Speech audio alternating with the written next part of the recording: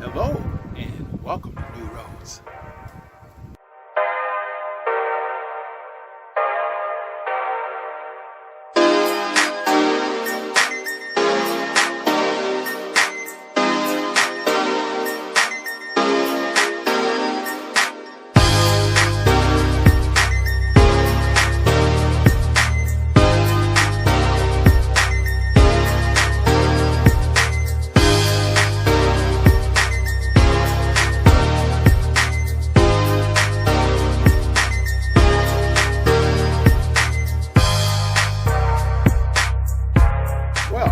Hello there. Today I am working on my RV and I'm working on those wheels right back over there. Had some fault indicators coming up on my trailer for brakes. Checked the wiring, which was really interesting, and it's been working intermittently. Did a little research, went online, and I found out that there could be a problem with this wire right here. This is located on your RV. It runs through the axle and it connects the two braking systems. And what happens, which I found out, the axle is turning inside of this tube, and this is running inside the tube. And if you look at it very carefully, you'll find wear spots like this one right here. You can see where it's been worn a little bit there, which isn't bad.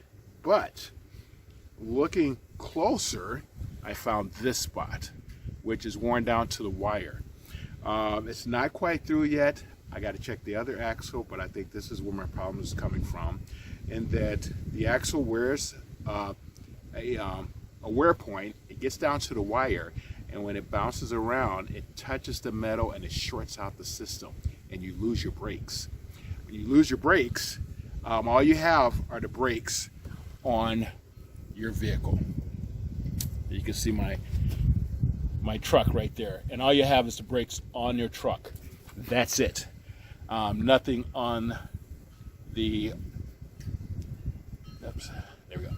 You have nothing on the RV, so you have 15,000 pounds all on the RV. I mean, all on your truck. So it's important that if you're having that problem, you might want to check this wire just to make sure. Something to think about.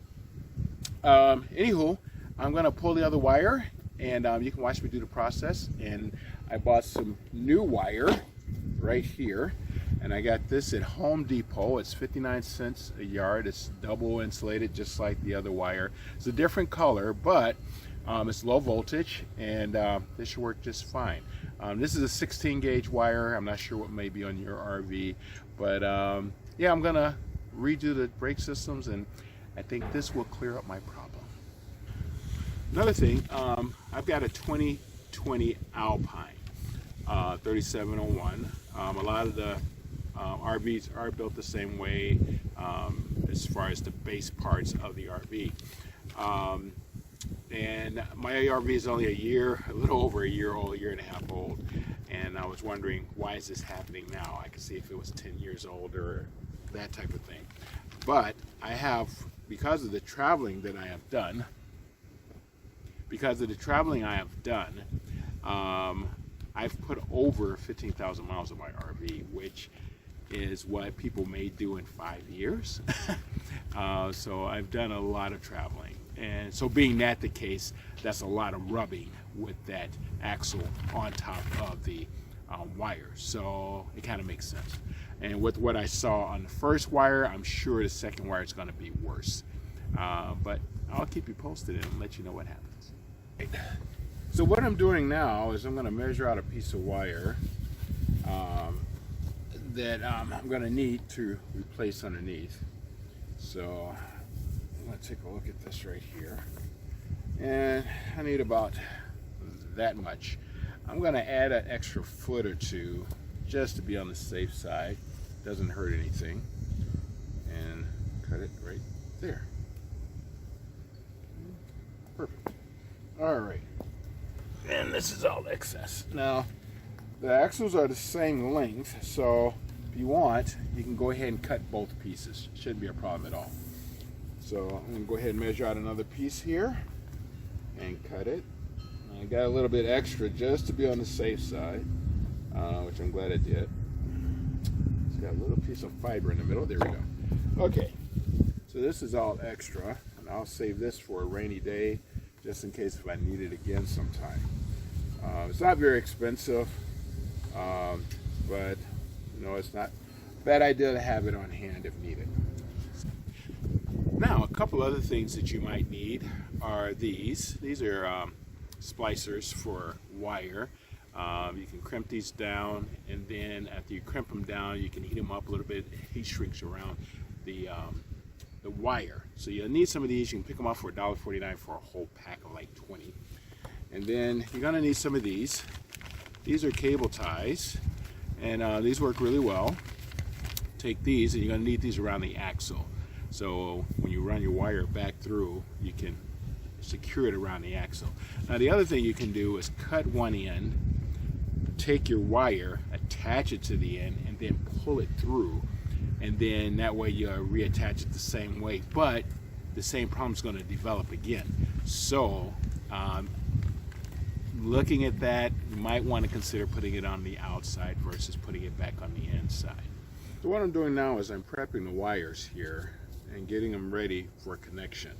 So what I'm going to do is trim off the ends, and where did my little piece go? I got more here. I'm going to trim off the ends, and then I'll take these, put them on, crimp them down, then heat shrink one side. Then when I go to connect it in, then I'll squeeze down on the other side and then connect the wire, and then I have a complete connection. Now with my wires, one of the things that I noticed, you might have to clean your wires up a little bit. If you look closely, you'll see that one side is brown, the other side has a black stripe on it, meaning that one is ground and one is for positive, so you get the magnetic connection pulling your brakes in. It doesn't matter if you use how you set up your wiring.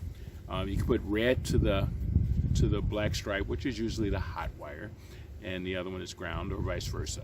And then you can rock and roll. Just make sure that you stay consistent in what you do. So if you put red on black, keep red on black. If you use red on clear, keep red on clear. Okay, so I'm underneath my RV, getting ready to connect up the wire. It's going along this axle right here to the other side. I'm just going to show you the one side, and the other side is just exactly the same. I got some cleaner here, so I can square a little bit on the rag, clean off the wires, make sure I get that black and that clear, the black and the brown, separate, so I know exactly what I'm going to do on the other side. Okay, so I cut the wire on the other side, and now what I'm going to do is pull this through, and you'll see what I'm talking about here. Let me get it going here. There we go. So we're going to pull this through like so, and then, all right, so this is from the other side, and we're going to take a close look at the wire here and see if there are any warm spots. I'm looking here. Oh, there it is right there. So that's what's causing my shortage right there. It's kind of an intermitting problem, and it's causing it to short out. That's it right there. And that touches on metal. I get a fault in the car, and then my brakes stop working. That's what's doing it right there. So hopefully this is going to correct that, and life is going to be good. So what I'm going to do now is cut this on this end with my handy dandy pliers. So I'm going to cut this. You can leave adequate amount of room there. This is done. And then we split the wires, and then we reconnect, and we're all good. So, and then I'm running this on the outside, so it's not on the inside anymore. You can see they do have some wiring on the outside, so it's up to you on how you would like to do it. But anywho. Okay, so we're going underneath my RV, and now you can see where on top, you can see where I reconnected the wire there, and it runs along the top of the axle all the way over to the other side. And you can see where I also did the other axle. So now I have good connections. I zip tied them in place, so it should be fine here now, and should be good to go. There we go. Okay, you can see OL there, and I have it on ohms, and what we're doing is just checking continuity, and you can see how the numbers are changing here when I touch the two leads together. Now, this is the wire that I took from inside the axle, and right here you can see where the wire is exposed to the axle and it's grounding out. So if I put a lead here, I'll stick it underneath so you can see, and then I take one and place it here on top. You should see the numbers change here. Put one here, then one here, and there they go. You can see the numbers starting to change, showing that there's a short here. As I move it farther down the wire, you can see that there's no connection. You can check little open areas too, like here's an open spot here where you can see the axle is rubbing on it, but no wires exposed. But right here, you can see, oh, sorry. But right here, you can see that the wire is exposed, and there she goes. The numbers are changing again. So this wire was bad. This is why I was getting the, So this wire was bad. This is why I was getting the faults. I did change it out. I'm going to take you underneath to show you what I did, and then I'm going to take you to the back of my truck and show you how I checked the connection to make sure that I got good brakes.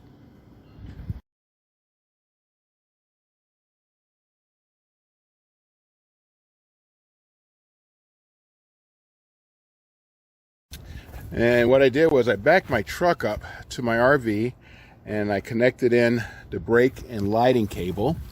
And what I'm going to do is go around over here, and we're going to turn on my truck like so, and you get all of your checks and everything, and boom. Now what I'm going to do is first squeeze the manual brake, and you can see there I go, I have a 6.5 gain, and the brakes are operating. You can also be able to adjust them, which I'm able to do, and I'm still getting good connection. So now it's solid, and I have good brakes. I don't have to worry about them failing or that check wiring, brake wiring indicator anymore. So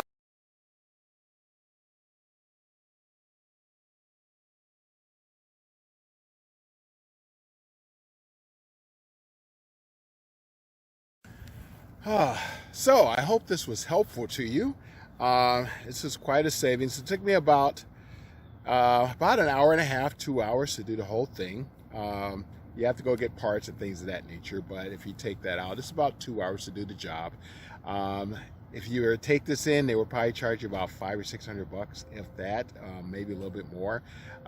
With a little bit of time, I was able to do it for about $13. So all you need is a good pair of pliers, and yeah, just a good pair of pliers and some zip ties. You get your squeeze connectors and some wire, and you're good to go. Just make sure you get the right gauge and that type of thing. But if you're not sure about how to do this, I would advise you to have a professional to do this for you, because it is a very important function in RVing to have good brakes. It is important to have good brakes on your RV. We'd like to thank you for joining us here at New Roads. It's been a pleasure. Thank you for all of your subscriptions. Thank you for watching and being so supportive. If you have any questions, be sure to email me. You can get me at newroads.usa@gmail.com. You can also find me on Facebook, Rich Jackson New Roads. You can also find me on Twitter. So look for me on Twitter as well. I respond to all three. And thank you so much for watching, and we look forward to seeing you on our next video.